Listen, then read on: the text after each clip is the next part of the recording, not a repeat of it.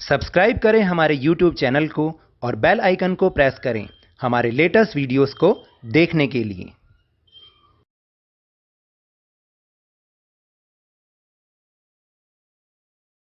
Hello and welcome to Lavneesh sir की class. This is शिक्षा निदेशालय राष्ट्रीय राजधानी क्षेत्र Delhi worksheet number 88 and it is only for class 10th students. It has taken from the subject social science history and we will revise some extract or source based question in this worksheet. So students, आज की इस worksheet में हम source based question की revision कर रहे हैं, उसको समझने की कोशिश कर रहे हैं। So without wasting our time let's start and understand with me. तो देखिए हमें करना क्या है कि इस एक्सट्रैक्ट को या ये जो पैराग्राफ है इसको पढ़ना है और इसके ऊपर बेस्ड क्वेश्चंस के आंसर करने हैं। So let's read.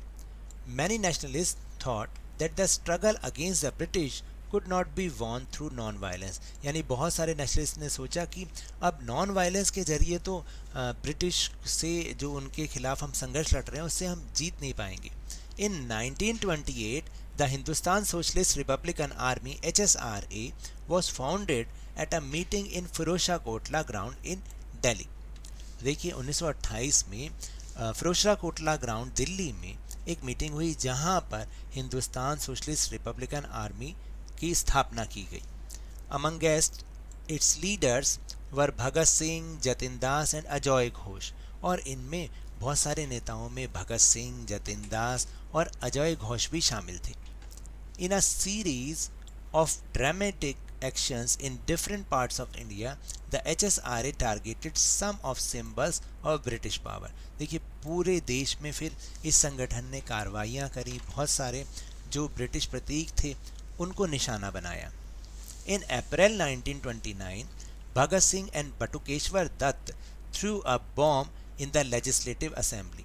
अप्रैल 1929 में क्या हुआ, भगत सिंह और उनका एक और साथी बटुकेश्वर दत्त, इन्होंने लेजिस्लेटिव असेंबली में बम फेंका। In the same year there was an attempt to blow up train that Lord Irwin was travelling in.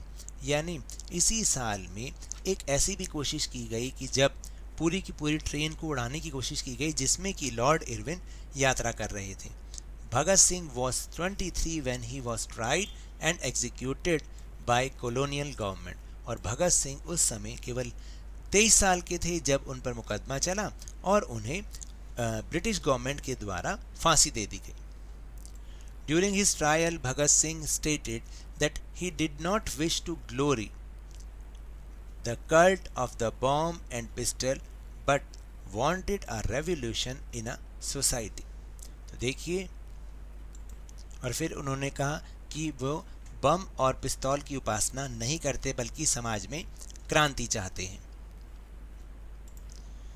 Revolution is inalienable right of mankind. Freedom is the imprescriptible birthright of all. The laborer is the real sustainer of society.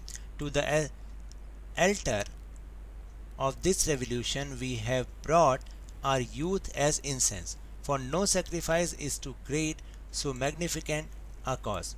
We are content, we wait the evidence of revolution, इनकलाब जिंदाबाद। तो देखिए इस paragraph के base पर अब कुछ question answer. So the first question is when was Hindustan Socialist Republican Army founded? In 1928। Then second question, mention the ideological thoughts of Bhagat Singh on revolution. यानी भगत सिंह जी के क्रांति पर क्या विचार थे वो लिखने हैं। तो ये विचार थे जो हमने लिखे, revolution is inalienable right of mankind and freedom is the imprescriptible birthright of all।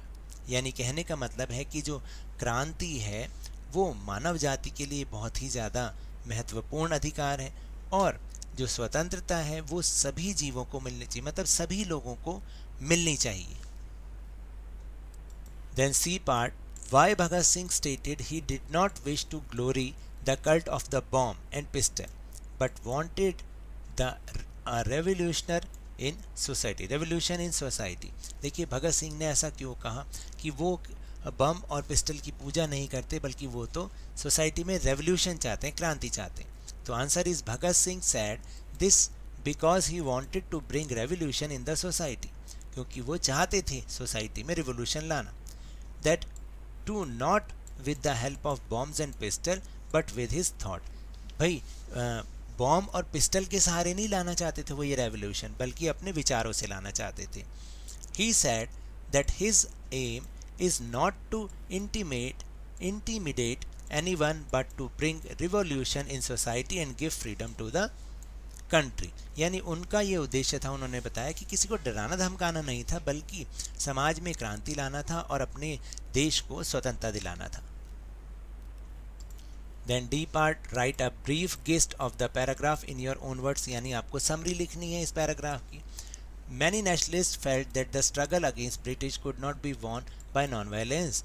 So in 1928, Hindustan Socialist Republican Army was established at Firozshah Kotla ground. Its leaders included Bhagat Singh, Jatin Das and Ajoy Ghosh. He targeted many symbols of the British Army, for which he was prosecuted and hanged. He wanted to bring revolution in the society. Then second question. Second में भी आपको extract पढ़ना है और उसके ऊपर base question के answer करने हैं। Economist began to think in terms of the national economy. They talked of how the nation could develop and what economic measures could help forge the nation together. Friedrich List, professor of economics at the university of Tubingen in Germany, wrote 1834, the aim of the Zollverein is to bind the Germans economically into a nation। यानी जोलवेराइन का उद्देश्य क्या था कि German की जनता को economically एक सूत्र में बांधना। It will strengthen the nation materially as much by protecting its interest externally as by stimulating its internal productivity. It ought to awaken and raise national sentiment through a fusion of individual and provincial interest. The German people have realized that a free economic system is the only means to engender national feeling. So, question answer, what was the aim of Zollverein? The aim of Zollverein is to bind the German economically into a nation. Then, who was Frederick List? Frederick was a professor of economics at the University of Tübingen, Germany. Mention the importance of free economic system.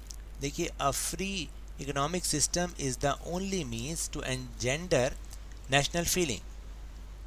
Then last question, what was the role of economy in forging the nation together? यानी nation को together पास लाने में economy का क्या role होता है? देखिए, when the interest of the people living in different provinces are linked to the economy, there is a feeling of integration among the people। यानी कहने का मतलब है कि जब अर्थव्यवस्था को डिफरेंट रीजन में, डिफरेंट प्रोविंसेस में रहने वाले लोगों के इंटरेस्ट के साथ लिंक कर दिया जाए, तो लोगों के अंदर भी एक जुड़ने की भावना, एक एकीकरण की भावना आने लगती है। So now that's all for this worksheet. अगर मेरे इस तरह समझाने से आपको थोड़ा सा भी समझ में आया हो तो इस चैनल को ज़्यादा से ज़्यादा सब्सक्राइब कीजिए, लाइक कीजिए और बहुत ज़्यादा शेयर भी कीजिए। और हाँ, मेरे साथ इसी तरह आसानी से वर्कशीट को समझते रहिए, लेकिन ध्यान और मन लगाकर पूरी मेहनत और लगन के साथ पढ़ते रहिए। And if you want to defeat corona virus then please wear a mask. और जब भी पॉसिबल हो और जब भी अवेलेबिलिटी ऑफ वैक्सीन हो, इसकी वैक्सीनेशन अवश्य कराएं, क्योंकि कोरोना को हराना है और ज़िंदगी को एक बार फिर से सुहाना बनाना है। इसी उम्मीद के साथ थैंक यू वेरी मच।